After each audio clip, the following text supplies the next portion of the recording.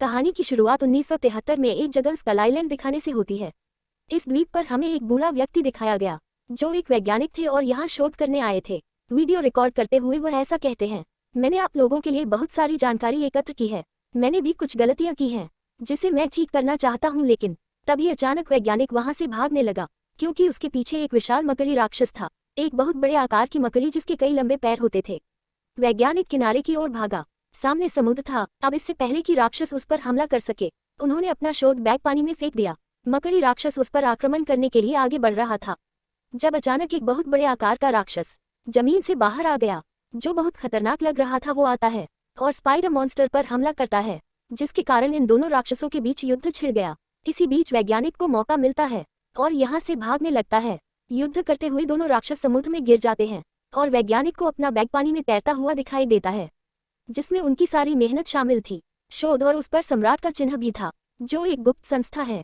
अब यहाँ से दृश्य 2013 पर आ जाता है जहाँ कई मछुआरे समुद्र से ढेर सारी मछलियाँ निकालते हैं जिसमें उन्हें वैज्ञानिक का बैग भी मिला। और अब हम 2015 पर आते हैं, यानी वो साल जब 2014 में गॉडजिला के हमले की घटना घटी थी।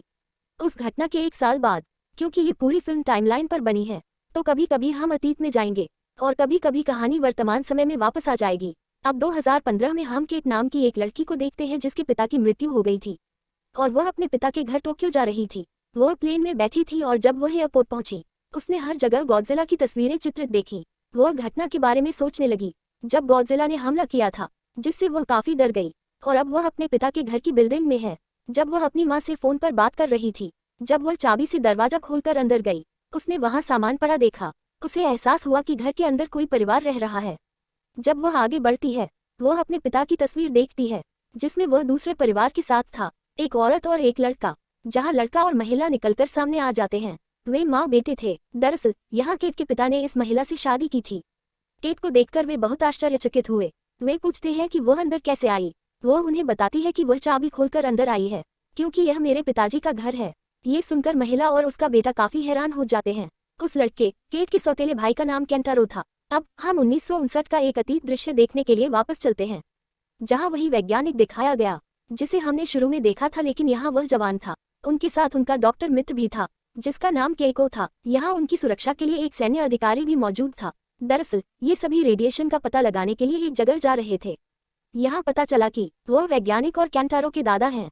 वे भी एक स्थान पर उतरे और उन्हें विकिरण का पता लगाने वाली मशीनें मिली।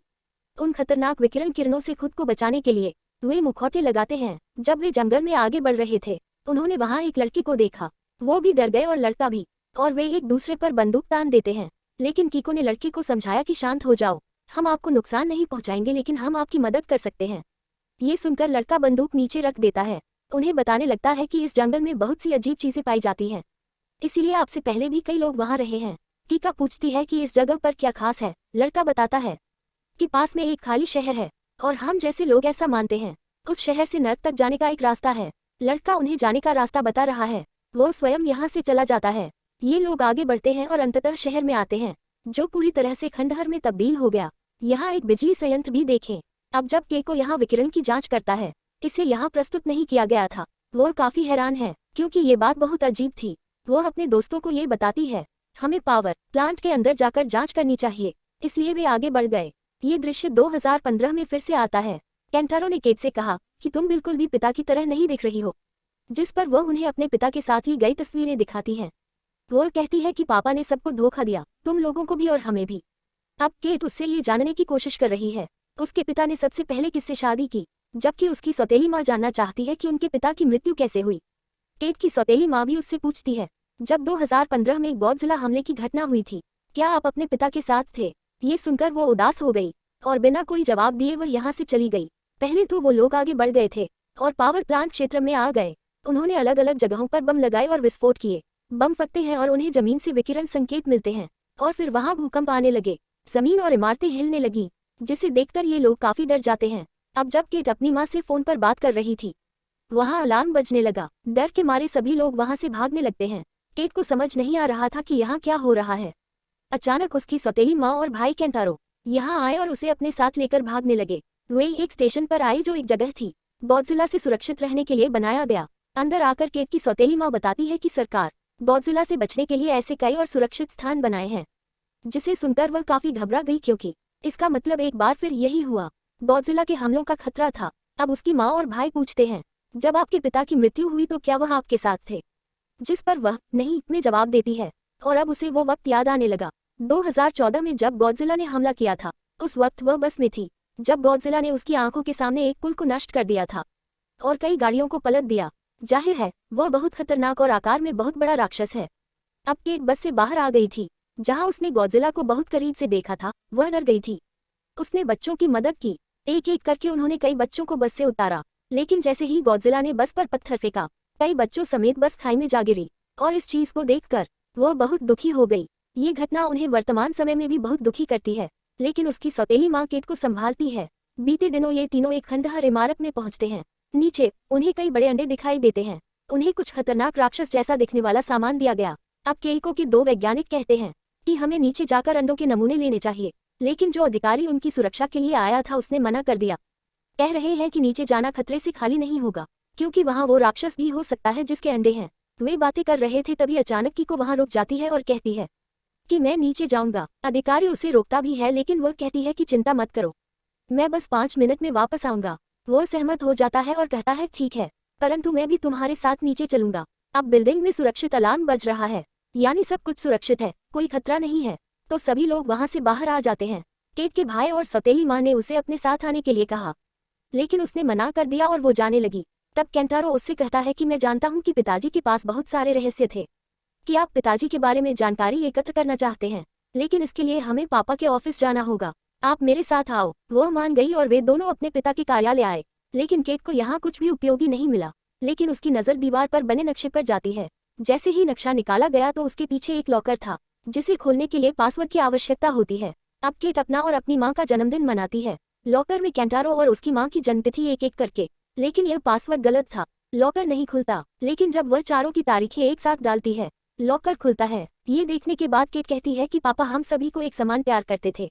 लॉकर से उन्हें केइको के दोस्त वैज्ञानिक का बैग मिला, जो उनके दादा थे। बैग की जांच करने पर कई हार्ड ड्राइव पाए जाते हैं, जिनमें सभी शोध डेटा होते हैं, और बैग पर मोनाक का निशान भी था।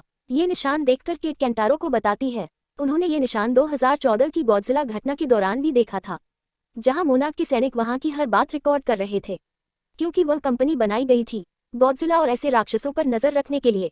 केट ने केंटारो से कहा कि हमें इसका पता लगाना होगा, इन हार्ड ड्राइव के अंदर क्या है, और यह भी कि हमारे पिता वास्तव में कौन थे।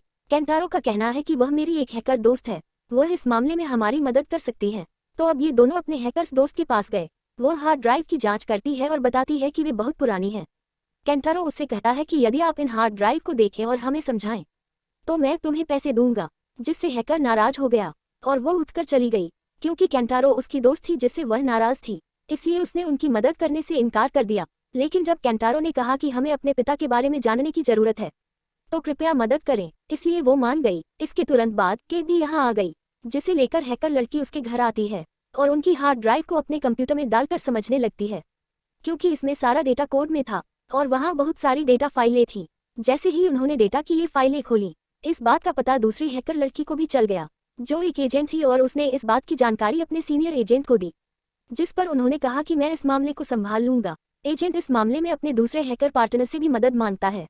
ये तीनों टोक्यो में बैठकर ये सारा डेटा देख रहे थे, लेकिन उन्हें कुछ समझ नहीं आता, क्योंकि विभिन्न राक्षसों के बारे में जानकारी के साथ ही अलग अलग पैरों के निशान भी थे। अब फिर उन्हें भी वही नक्शा दिखता है जो केट और केंटारो के पिता के कार्यालय में था, जिस पर जगह जगह मोनाक कंपनी के निशान बने हुए थे।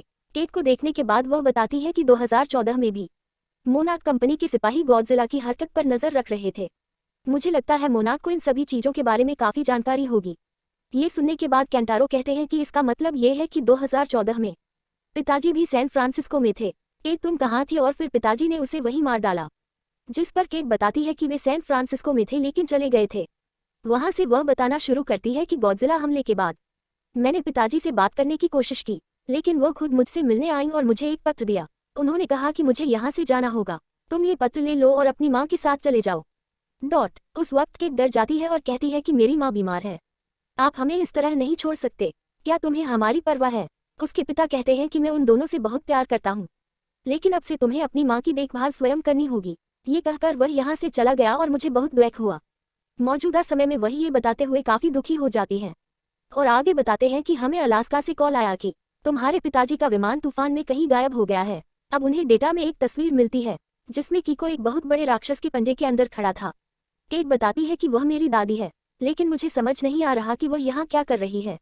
अतीत में कीको और अधिकारी रस्सियों की मदद से नीचे आते हैं जहाँ राक्षसी के अंडे पड़े थे। कीको अंडों से डीएनए नमूने ले रहा है जब अचानक भूकंप आने लगा और जमीन दरकने लगी, और इसके साथ ही राक्षस बाहर आने लगते हैं, जिसे देखकर ऑफिसर और कीको वहां से भागने लगते हैं। परंतु राक्षसों के बच्चे उनके पीछे पड़े हैं। दोनों एक रस्सी पर लटक गए और ऊपर चढ़ने लगे, जहां वैज्ञानिक मित्र कीको को ऊपर खींचने लगता है, लेकिन कुछ राक्षसों ने कीको को पकड़ लिया था, इसलिए अधिकारी उन पर गोलीबारी करता रहता है। वैज्ञानिक उसे ऊपर से खींचने की कोशिश कर रहा था, लेकिन बहुत सारे राक्षसों ने कीको को पकड़ लिया था, इसलिए वे उसे नीचे खींचते हैं। ये देखकर वे दोनों बहुत दुखी हो गए। अब हम 1952 का समय देखते हैं, जिसमें घटना कीको को राक्षसों द्वारा छीन लिया गया था। ये 7 साल पहले का समय था। यहाँ वही अधिकारी अपने सीनियर के सामने था, जो अधिकारी से कहता है कि तुम्हें एक काम करना है। आपको एक जापानी वैज्ञानिक डॉक्टर की सुरक्षा की जिम्मेदारी दी गई है, जिसका नाम कीको है। उनका आदेश मानकर अधिकारी वहां से चला जाता है।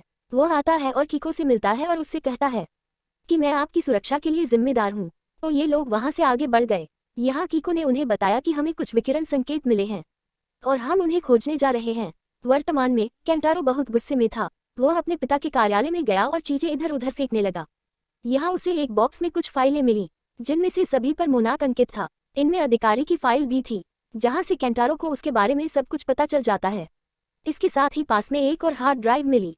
कीको और अधिकारी एक जंगल में आए, जहाँ उन्हें शोध करना था, लेकिन यहाँ कीको को किसी की मौजूदगी का एहसास हुआ, जहाँ से वैज्ञानिक फिर निकलता है और अधिकारी ने उस पर अपनी बंदूक तान दी। लेकिन जब उन्होंने कहा कि मैं एक वैज्ञानिक हूँ, अधिकारी ने अपनी बंदूक नीचे कर दी और इस तरह ये तीनों यहाँ मिले।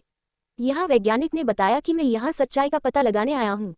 2015 में जब केट वापस जाने के लिए एयरपोर्ट आई थी, वही एजेंट भी आ जाता है, जिसे पता चल गया था कि इन लोगों ने हार्ड ड्राइव का डेटा खोल लिया है। यहाँ उसने केट को मोनाक के बारे में सारी जानकारी देने की धमकी दी, अन्यथा आपकी जान को खतरा हो सकता है। ये सुनकर केट जानकारी देने के लिए सहमत हो जाती है, लेकिन जैसे ही उसे मौका मिला, उसने एजेंट पर मोबाइल फोन मारा और भाग गई। लेकिन तभी वह एजेंट के साथी द्वारा पकड़ ली गई और अब दोनों ने केट को कार में बिठाया और आगे बढ़ गए। एजेंट ने केट के मुंह पर कपड़ा डाल दिया, जिससे वो बहुत डर गई और जोर जोर से हिलने लगी। ऐसे में गाड़ी भी नियंत्रण से बाहर हो गई और बहुत बुरा हादसा हो गया। इस बीच अवसर पाकर केट जल्दी से नीचे उतरकर भाग गई। केंटारो फिर से अपने हैकर दोस्त से मिला। वो पास आता है और उसे हार्ड ड्राइव देता है और कहते हैं कि तुम्हें ये भी समझना होगा। वो हार्ड ड्राइव लेती है और दरवाजा बंद करके अंदर आती है और मोनाक की सारी गुप्त जानकारी इकट्ठा करना शुरू कर देता है और उन्हें समझने लगता है। केंटारो घर आता है, जहां उसकी मां अपने परिवार की तस्वीरों के साथ बैठी है, जिसमें उसे अधिकारी की तस्वीर भी मिलती है। 1952 में वैज्ञानिक उन दोनों को ऐसा बताते हैं, मैं यहाँ काफी समय से हूँ, मुझे पता चला है कि यहाँ चारों ओर एक अजीब अजगर है। उसके मुख से विकिरण निकलता है और मैं समझता हूँ कि उनके संकेतों के कारण ही आप यहाँ आए हैं। ये बातें सुनने के बाद ऑफिसर उससे कहता है कि आपकी बातें भी आपकी ही तरह बकवास हैं, तो अब तुम उठो और यहाँ से चले जाओ। ये सुनने के बाद कीको अधिकारी से कहता है कि यह हमारे शोध में उपयोगी हो सकता है, इसलिए अगर तुम जाना चाहो तो जा सकते हो, मुझे किसी सुरक्षा की जरूरत नहीं है। इस पर अधिकारी का ये भी कहना है, उसे अलविदा कहो और यहाँ से चले जाओ। और फिर कीको और वैज्ञानिक भी वहाँ से आगे बढ़ जाते हैं, जबकि वैज्ञानिक उसे बताता है, मेरा काम विभिन्न राक्षसों के बारे में पता लगाना है। सभी राक्षस एक ही रास्ते से गुजरते हैं, जिस पथ पर मैंने शोध किया है और मानचित्र बनाया है। वो कीको को वह नक्शा दिखाता है, जबकि वह उसी रेडिएशन का चार्ट दिखाती है। जब दोनों को एक साथ मिलाया गया तो वे पूर्ण हो गए, यानी पूरा नक्शा बन गया, जिसे देखकर दोनों काफी हैरान हो जाते हैं।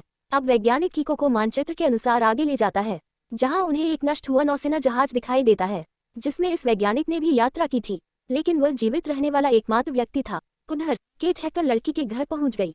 जब वह आगे बढ़ रही थी, हैकर लड़की ने चुपके से उसका हाथ पकड़ा और साइड में ले गई। क्योंकि यहाँ वे एजेंट थे, वे हैकर्स के कंप्यूटर की जांच कर रहे थे, तो ये दोनों लड़कियां चुपचाप जाने लगीं। जब केंटारो अपनी मां के साथ बैठा था, अचानक उसे एक आपातकालीन संदेश मिलता है, उसे घर छोड़ने के लिए कह रहे हैं। इसके साथ ही दरवाजे की घंटी भी बजती है। जब केंटारो जाता है और जांच करता है, वही एजेंट हैं जो अब अंदर घुस जाते हैं। वे केंटारो से कहते हैं कि हमें उस वैज्ञानिक का बैग और फाइलें दे दो। फिर केंटारो की माँ भी कहती है कि बेटा अंदर जाओ और उन्हें फाइलें दे दो। उसने केंटारो को संकेत दिया था। जब केंटारो वहां से चला गया तो एजेंट इधर उधर देखने लगा, जहां वह केंटारो के पिता की तस्वीर देखकर हैरान रह गए। वहीं अंदर जाने के बाद केंटारो दूसरी तरफ से भाग गया, हालांकि एजेंट भी उसका पीछा करता है। लेकिन उसे खाली बैग ही मिलता है। 1952 में कीको और वैज्ञानिक जहाज के अंदर गए, जहां दोनों अलग अलग जाकर तलाश करने लगते हैं। यहाँ कीको को अजीब आवाजें सुनाई देने लगती हैं। वहीं वैज्ञानिक एक जगह पर आकर कुछ खोजने लगता है। कीको भी आता है। डिब्बे पर वैज्ञानिक का नाम देखकर वो समझ जाती है कि वह भी इसी जहाज में आया था। अब वैज्ञानिक ने भी उसे इसके बारे में सब कुछ बता दिया था। वो पूछती है कि तुम यहाँ क्या ढूंढ रहे हो, जिस पर उन्होंने उस प्रमाण का उत्तर दिया, क्योंकि मैं ये साबित करना चाहता हूँ कि मैंने इस जहाज में जो देखा वह वास्तविक था, क्योंकि इस जहाज से केवल मैं ही जीवित बचा था। उधर जब अधिकारी वापस आ रहे थे, उन्हें एक जगह रेडिएशन मिला। उसे आकाश में कुछ चमकीला भी दिखाई देता है, जिसके कारण वह वापस आ जाता है। दूसरी ओर केट और हैकर लड़की घर से बाहर आती हैं और एक ऐसी जगह पर आए जहां उन्हें कैंटारो भी मिले। अब तक उन्हें पता चल चुका था कि वो एजेंट हमारे पीछे पड़े हैं उन फाइलों के कारण, तो कैंटारो उन्हें बताता है कि एक आदमी इस संबंध में हमारी मदद कर सकता है। वे दोनों जहाज में एक स्थान पर पहुंचे जहां मृत लोगों के शवों का बुरा हाल था, क्योंकि वे बर्फ में जमे हुए थे। हालत देखकर केट को बहुत डर जाती है। जब वे यहाँ से बाहर निकलते हैं तो उन्हें कुछ तरल पदार्थ दिखाई देता है जो ऊपर से गिर रहा था और ताज़ा था। ये देखकर केट को कहती है कि हमारे अलावा यहाँ कोई और भी है जो बेहद खतरनाक है, जिससे वे दोनों बहुत डर गए और वैज्ञानिक कीको के साथ यहाँ से चला जाता है। अब वे तीनों सुरक्षित स्थान पर आ गए थे। यहाँ आकर उनकी मुलाकात अधिकारी से होती है, जो अभी भी जीवित था लेकिन अब बूढ़ा हो गया था। वैज्ञानिक ने उन्हें उनके पिता की वजह से पहचाना था, जिससे वह काफी खुश हो जाते हैं। अब अधिकारी उनमें से 3 के साथ बाहर आता है और पूछता है, तुमने मुझे कैसे पाया? फिर कैंटारो बताता है, हमें आपके बारे में मोनाक की गुप्त फाइलों से पता चला, क्योंकि आपकी फाइल भी वहीं थी। यहाँ हैकर लड़की ने इसे नोटिस किया। जगह जगह कैमरे लगे हैं। जब वह अधिकारी से इस बारे में पूछती है, वह उसे बताता है कि यह सम्राट का गुप्त स्थान है और मुझे यहाँ बंद करके रखा गया है। वो ट्रैकिंग डिवाइस भी दिखाता है जिससे उस पर नजर रखी गई थी। ये सुनकर उनमें से 3 जाने की कोशिश करते हैं, लेकिन अधिकारी उनसे कहते हैं कि कोई फायदा नहीं है। अब मोनाक कंपनी ने आपको ट्रैक कर लिया है और तुम उसकी दृष्टि में आ गए हो, और अब यह आपको तब तक नहीं छोड़ेगा जब तक इसे आपसे कुछ जानकारी नहीं मिल जाती।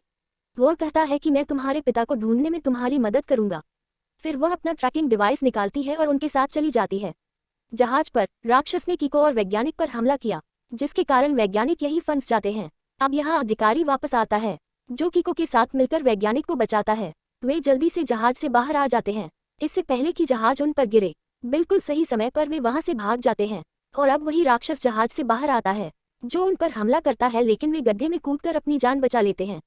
अब जब उन्होंने उस राक्षस को देखा, उन्हें पता चला कि यह एक ड्रैगन राक्षस है, जो कि बेहद खतरनाक है। ये देखकर ये लोग काफी डर जाते हैं। वहीं इस दौरान अधिकारी उन तीनों से बात कर रहे थे कि अलार्म 1 मिनट में बजने वाला है, हमें आपके पिता को ढूंढने के लिए यहाँ से निकलना होगा। केट ने इस बात से इनकार कर दिया कि अधिकारी कहता है, मैं तुम्हारे साथ नहीं जाना चाहता, लेकिन मैं फिर भी तुम्हारे पिता को ढूंढ लूंगा। वह मेरे बेटे जैसा है और वह मेरे परिवार में बचा आखिरी व्यक्ति है।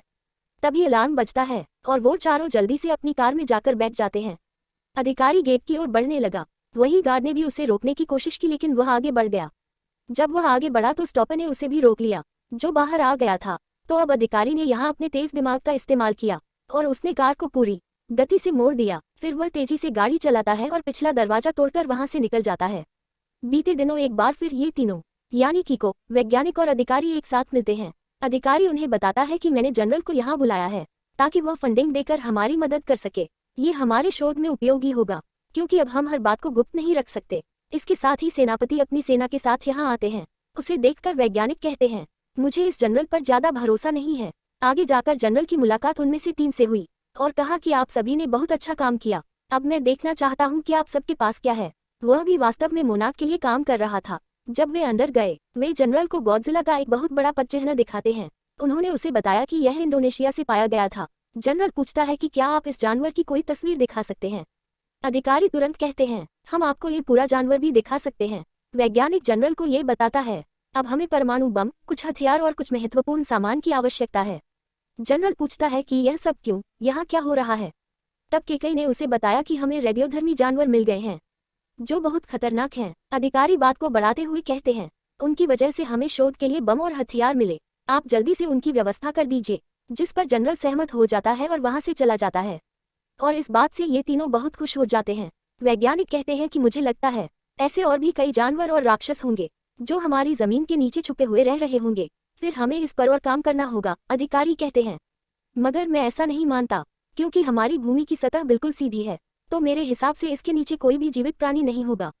तब कीको अधिकारी से कहता है कि आपको समझना चाहिए कि वैज्ञानिक क्या कह रहा है, क्योंकि हम तीनों मिलकर ये काम कई सालों से कर रहे हैं। और यह संभव है कि वैज्ञानिक सच कह रहा हो, क्योंकि यदि वे जानवर जमीन पर नहीं रहते तो फिर वे वर्तमान में कहीं न कहीं जी रहे होंगे। वहां से निकलने के बाद वे एक जगह गाड़ी रोकते हैं। अधिकारी उन फाइलों की जांच करता है और बताता है, ये वैज्ञानिक की वही फाइल थी जो आपके पिताजी को मिली होगी, इसलिए उसने इसे कार्यालय में छिपा कर रखा। यहाँ केट और उसके भाई केंटारो को याद है, उस पिताजी को बार बार पेंसिल तेज करने की आदत है।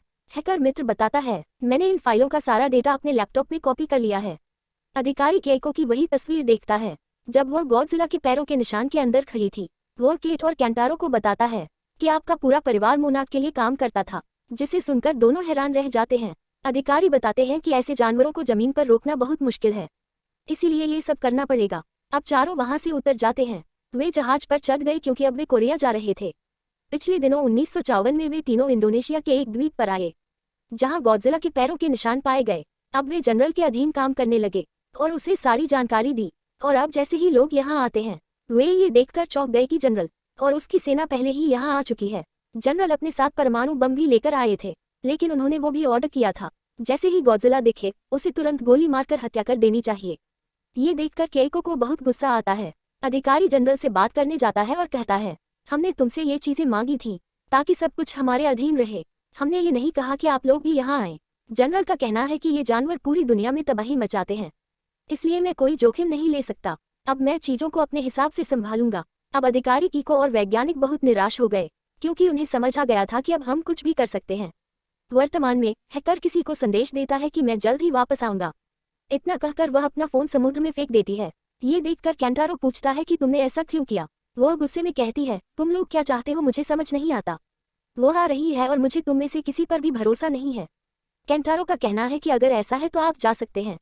अब वो कहने लगी, मैंने सब कुछ जोखिम में डालकर बहुत बड़ी गलती की है और आप लोगों के साथ आ रहा हूँ, ऐसे में मेरी जिंदगी भी खराब हो सकती है। ये सुनकर केंटारो गुस्सा हो जाता है और यहाँ से चला जाता है। कुछ समय बाद अधिकारी उनमें से 3 से कहता है कि अब हमें इन डेटा फाइलों को फेंकना होगा। ये सुनकर केंटारो गुस्सा हो जाते हैं और कहते हैं कि मत फेंको, क्योंकि यह मेरे पिताजी से संबंधित है और मुझे भी समझ नहीं आता। हम अलास्का के बजाय कोरिया क्यों जा रहे हैं।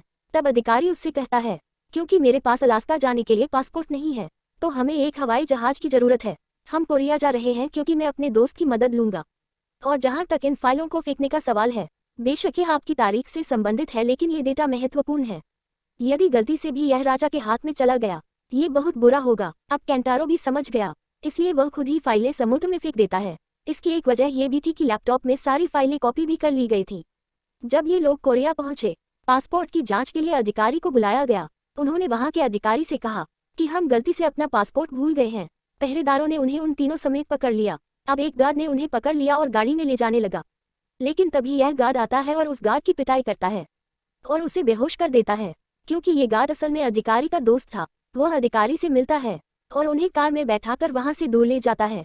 अब मोनाक से बस एजेंट और उसके साथी के पास आती है और कहता है कि आज मेरी बेटी का जन्मदिन है, जिसे मैं छोड़कर यहाँ आया हूँ सिर्फ आपकी लापरवाही के कारण। वह अधिकारी भी हमारी जेल से भाग गया है।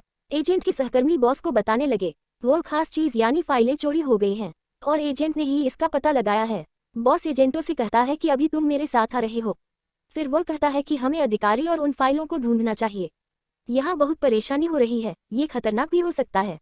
इसी बीच एजेंट के पार्टनर का फोन आया, जिसे सुनने के बाद उसने दोनों को बताया, अधिकारी और उनके साथ 3 लोगों को कोरिया में देखा गया है और मुझे लगता है कि एजेंट सही है। अधिकारी और गायब फाइलें खतरनाक हो सकती हैं, तो हमें उन लोगों के पीछे जाना चाहिए। तब बॉस सहमत हो जाता है और कहता है कि तुम दोनों जल्दी जाओ और उनके पीछे जाओ। वे 5 कोरिया में एक स्थान पर आए, जहां अधिकारी का साथी उन्हें एक विमान के पास ले आया और उनसे कहा कि आगे हम इससे होकर गुजरेंगे। अतीत में 1954 में जनरल और उनकी टीम पूरा सेटअप बनाया और गॉडजिला के लिए पूरा सेटअप बनाया। अचानक उन्हें रेडिएशन सिग्नल मिलने लगते हैं, जिससे गॉडजिला पानी से बाहर आने लगता है। उसे देखकर हर कोई हैरान हो जाता है। ये लोग उसे कैमरे में रिकॉर्ड भी कर रहे थे और अपने आप को भी देख रहे थे कि ये कितना बड़ा है। जनरल ने गॉडजिला को मारने का आदेश दिया। ये सुनकर केइको को बुरा लगा और वह उसे रोकने के लिए आगे बढ़ी, लेकिन वही अधिकारी उसे पकड़ लेता है। अब उन्होंने गॉडजिला पर परमाणु बम से हमला किया। वहां एक बड़ा विस्फोट हुआ, जिससे गॉडजिला की मौत हो जाती है। इससे कीको बहुत दुखी हो जाती है और खूब रोने लगती है। वर्तमान में विमान में बैठकर आगे बढ़ते हैं। हैकर लड़की बताती है कि मैंने फाइलें जांच ली हैं, जहां मुझे कुछ और डेटा मिला है। ये वास्तव में केट और केंटारो के पिता के शोध का डेटा था, जिसमें उन्हें एक तरह के सिग्नल निर्देशांक मिलते हैं, अलास्का के साथ साथ कुछ अन्य देशों में भी। फिर केट बताती है कि पिताजी का विमान भी गायब हो गया जब वे अलास्का जा रहे थे। अधिकारी कहने लगा, शायद ये उसी स्थान के निर्देशांक हैं, यहीं पर उनका विमान लापता हो गया होगा। जब गॉडजिला की मृत्यु के बाद कीरो दुखी था। यहाँ वैज्ञानिक आते हैं और उसकी देखभाल करते हैं। अधिकारी भी आकर उनसे कहते हैं कि जनरल ने फंडिंग देने से मना कर दिया है, लेकिन उसने मुझे एक ब्लैंक चेक दिया और कहा कि अब से तुम अपनी इच्छानुसार कार्य कर सकते हो और दुनिया भर से ऐसे जानवर लाओ जिसके लिए आपको मांगी गई रकम का भुगतान किया जाएगा, और यह चीज सम्राट के अधीन ही रहेगी, यानी सारी जानकारी सिर्फ उन्हें ही पता होगी और सारी दुनिया से छिपा रहेगा।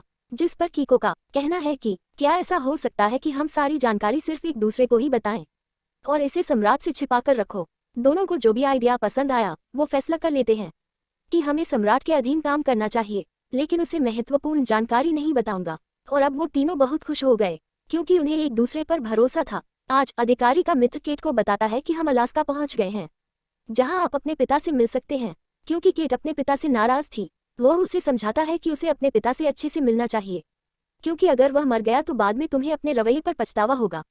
जीवन में उसका सम्मान करें। उनकी बातचीत के दौरान बहुत तेज तूफान आने लगता है और अधिकारी का मित्र बताता है कि हम उन निर्देशांकों तक पहुंचने वाले हैं।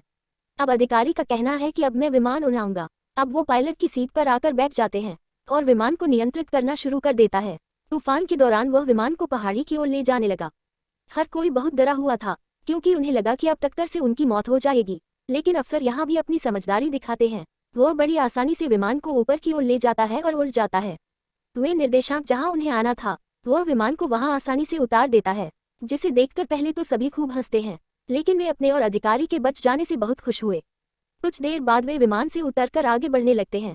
उन्हें टूटे हुए विमान के कुछ हिस्से मिले, जिसे देखकर उन्होंने अनुमान लगाया कि उनका विमान यही नष्ट हो गया होगा, और उन्हें वहाँ एक शव भी मिला, जिसे देखकर केट और केंटारो बहुत डर गए, ये सोचकर कि शायद यह उन्हीं की लाश होगी। लेकिन केंटारो ने जांच की और केट को ये बताया, ये हमारे पिता का नहीं पायलट का शव है, जिस पर बहन और भाई दोनों संतुष्ट महसूस करते हैं।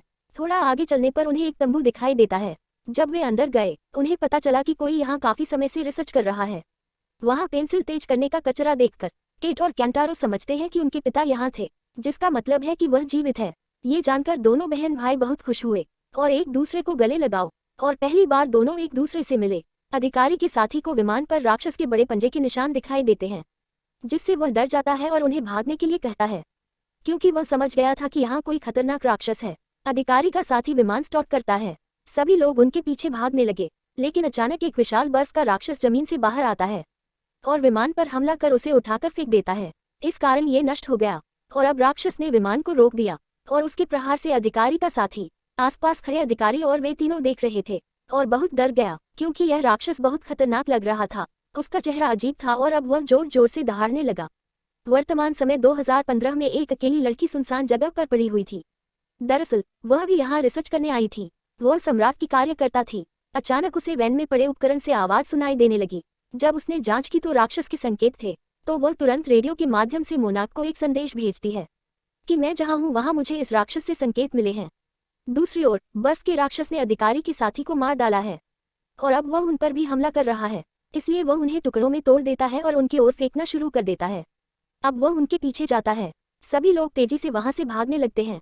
केंटारो फ्लेयर बंदूक उठाता है और राक्षस पर हमला करने की कोशिश करता है, लेकिन दुर्भाग्य से उसका निशाना चूक गया।